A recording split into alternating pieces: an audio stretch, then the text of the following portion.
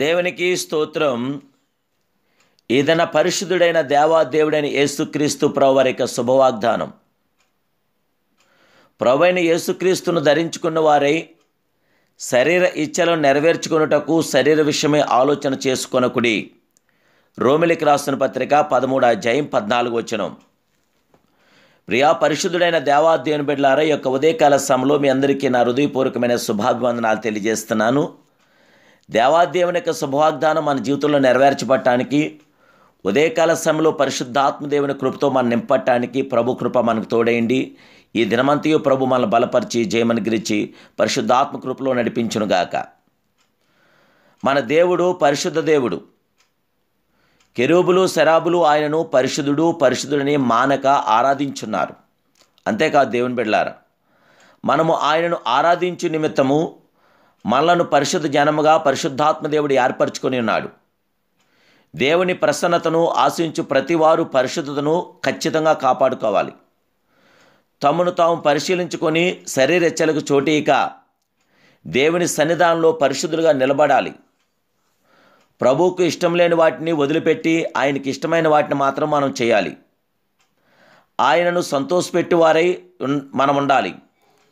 ఆయన పరిశుద్ధ ప్రసన్నతను ఎల్లప్పుడూ నిండి పొర్లుచున్న దేవుని బిడ్డలారా, ఇశ్రాయేలు ప్రజలను అరణ్యంలో నడిపించిన మోషే ఇట్లా అంటున్నాడు, నీ దేవుడైన యెహోవా నీ పాలెంలో సంచరించుండును గనుక ఆయన నీలో అసహ్యమైన దేనినైనను చూచి నిన్ను విడువకున్నట్లు నీ పాలెం పరిశుద్ధంగా ఉండవాలని ద్వితీయోపదేశకాండం 23వ అధ్యాయం 14వ వచనంలో చెప్తున్న ఒక అద్భుతమైన సత్యం దేవుని బిడ్డలారా. కైన ప్రియులారా, మనం పరిశోధించుకుందాం, పరిశీలన చేసుకుందాం.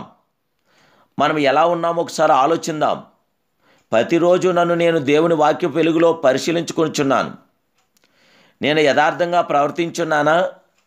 నేను పరిశుద్ధంగా ఉన్నానా? డాగు మచ్చ నా జీవితంలో ఉన్నదా? ఒక్కసారి ప్రశ్నించుకోని దేవుని బిడ్డలారా. ఇతరుల యెడల చేదు క్షమింపరాని స్వభావం నాలో ఉన్నదా? ఒకసారి పరీక్షించుకోండి. నాలో దేవుని ప్రేమ ఉన్నదా? ప్రేమ ద్వారా ప్రేరేపించబడి సమస్తమును చేయుచున్నానా? ఒకసారి పరిశీలన చేసుకోండి. నేను చేయు యావత్తు దేవుని మహిమార్థమై చేయుచున్నానా, లేక నా సొంత పేరు ప్రఖ్యాతుల కొరకే చేయుచున్నానా? ఒక్కసారి మనం పరిశోధించుకుంటే మన జీవితంలో మనకు అన్ని విషయాలు అర్థం కాగలుగుతాయి. అప్పుడు మన జీవితంలో ధన్యకరముగా మహోన్నతముగా ప్రభువు జరిగించగల గొప్ప దేవుడు. మనల్ని ప్రభువు విలువ పెట్టి కొన్నాడు. అందుకే ఆయన అంటాడు, విలువ పెట్టి కొనబడిన వారు గనుక మీరు మీ దేహంతో దేవుని మహింపరచండి. 1 కొరింథీ 6వ అధ్యాయం 20వ వచనంలో. ప్రియులారా, మన దేహంతో ప్రభువుని మహింపరుద్దాం, ప్రభువుని ఘనపరుద్దాం. మనం ప్రశ్న వేసుకుందాం, పరీక్షించుకుందాం, పరిశోధించుకుందాం.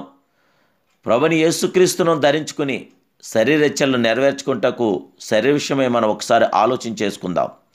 క్రీస్తు కొరకే బ్రతుకుదాం, క్రీస్తు నా మహిమలో కొనసాగుదాం. పరిశుద్ధాత్మ దేవుని దీవులు మనం పొందుకుందాం. ప్రభుకు దగ్గరై ఆయన నిత్య రాజ్యానికి వారసులం అవుదాం. తండ్రి కృప, తండ్రి ప్రేమ, తండ్రి ఆదరణ, తండ్రి సంరక్షణ మనతో నిలిచి ఉండగాక. ఈ దినమే పరిశుద్ధాత్మ దేవుని చేత మనం పరీక్షించబడి ఒక్కసారి మనం పరీక్షించుకొని దేవుడికి మన దేహాలు ఆయనకి అప్పగిందాం. ప్రభు కృప మనలో నిలిచి ఉండగాక. ప్రార్థన. మహిమ కలిగిన తండ్రి, సర్వోన్నతమైన దేవానికి స్తోత్రాలు. ఉదయకాల సమయంలో నిన్ను ప్రార్థిస్తున్నాం డాడీ. ప్రార్థన ఆలకించేవాడు నీవే, ప్రార్థనకి ప్రతిఫలం ఇచ్చేవారు మీరే. దయచేసి నీ కుమారుడు వేస్తున్నాంలో మా జీవితంలో మీరు ధన్యములు చేయండి. నైనా నీకు స్తోత్రం. నిన్ను ధరించుకున్న వారమై మేము జీవించడానికి కృప దయచేయండి. శరీరెచ్చలు నెరవేర్చుకుంటకు శరీర విషయమే ఆలోచన చేసుకోనకుండా ఆత్మానుసారమైన జీవితాల కొరకు మేము ఇప్పుడే పగులాడుచున్నాం. దయచేసి నీ కుమారుడు యేసుక్రీస్తు పరిశుద్ధ నామల ఆత్మానుసారమైన జీవితం మాకు దయచేసి పరిశుద్ధాత్మ అభిషేకంతో మమ్మల్ని నింపి బలపరిచి మాకు జయమిమ్మని యేసునామములో ఈ చిన్ని ప్రార్థనకి సమర్పిస్తున్నాం. మీ పిల్లలైన మమ్మల్ని అందరినీ ఆశీర్వదించి సమాధానకరంగా జయకరంగా ముందుకు నడిపించమని అడుగుచున్నాను తండ్రి. Amen, amen, amen. May God bless you.